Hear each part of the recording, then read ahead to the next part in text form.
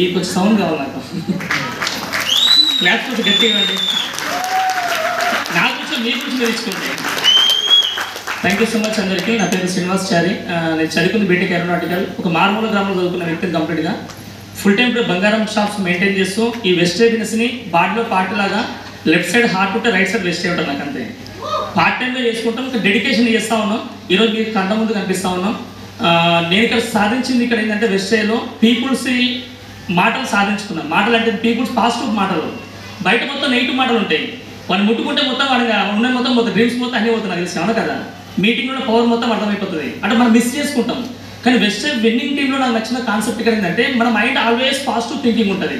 నువ్వు బయట ఎంత పాజిటివ్ ఉన్న ఇక్కడ ట్రై చేసినా ఎవడో వచ్చి మళ్ళీ వచ్చి భార్యను డిస్టర్బ్ చేస్తుంది, హస్బెండ్ డిస్టర్బ్ చేస్తారు, పిల్లలు డిస్టర్బ్ చేస్తారు, ఎవరు ఖచ్చితంగా డిస్టర్బ్ చేస్తారు.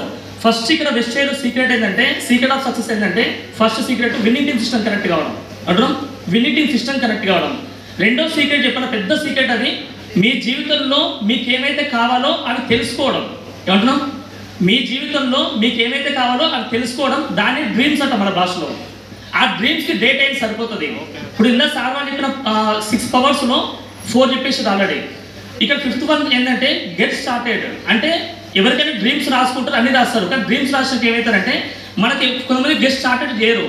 రేపు చూద్దాంలే, ఎల్లుండి చూద్దాంలే, నెక్స్ట్ మంత్ చూద్దాం, మళ్ళీ మీటింగ్ ఇచ్చినాక డిసైడ్ అవుతుంటారు. కానీ ఏమంటే ఒక ప్లాన్ ప్రజెంటేషన్ అయిపోయిన తర్వాత 24 అవర్స్లో అతను కస్టమర్ అవుతుండా, బిజినెస్ ఓనర్ అవుతుండా. ఏమంటాం? కస్టమర్ అవుతుండా, బిజినెస్ ఓనర్ అవుతుండా. కస్టమర్ అవుతున్నట్టు ఎడితే వాళ్ళు మనం ఊపుకుంటా పోదు. బ్యాగ్తో పాటుగా కొన్ని ప్రొడక్ట్స్ మెయింటైన్ చేయాలి. మన కోర్ అనే ఆప్షన్ తెలుసు, కోర్ అంటాం. ఆ కోర్లో మనం మినిమం ఒక 2000 ప్రొడక్ట్స్ 3000 ప్రొడక్ట్స్ తీసుకొని వాళ్ళు ప్లాన్ పోయినప్పుడు ఆ పర్సన్ బిజినెస్ ఇంట్రెస్ట్ ఉంటేనేమో లాగిన్ చేసి ప్రొడక్ట్స్ మొత్తం ప్లాన్ చేసి నియర్ బై స్టోర్ పోయే గ్యాప్లోనే అతను మొత్తం లిస్ట్ అవుట్ చేసి ప్లాన్ చేసుకోవాలా. లేదు అంటే బిజినెస్ ఏదో ప్రొడక్ట్స్ తీసుకుంటాను అనుకో ఆన్ ది స్పాట్ ప్రొడక్ట్స్ ముందర పెట్టాలా, డిస్ప్లే చేయాలి. ఏ ప్రొడక్ట్స్ టచ్ చేస్తాడో ఫీల్ ద టచ్ అంటాం.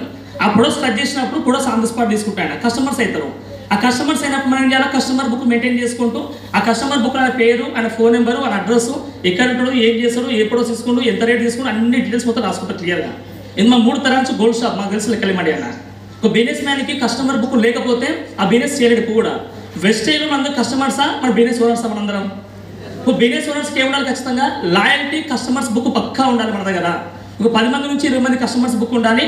ఆ గెట్ స్టార్టెడ్లో ఏమైతే కస్టమర్ అయితే కస్టమర్ అవుతాడు. లేదు బిజినెస్ చేస్తానని ఏం చెప్పాలి? ఇట్లా మీటింగ్ వచ్చి కూర్చోబెట్టాం అనుకో అతను బిజినెస్ ఖచ్చితంగా స్టార్ట్ చేస్తాడు.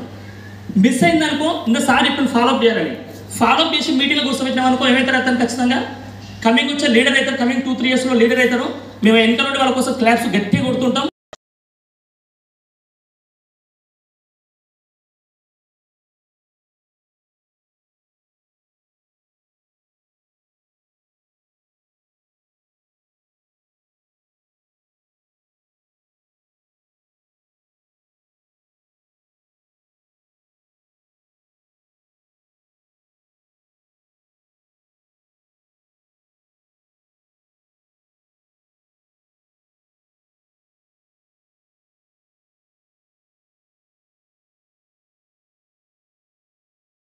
అది షాపులు కాంపిటీషన్ అవుతుంది.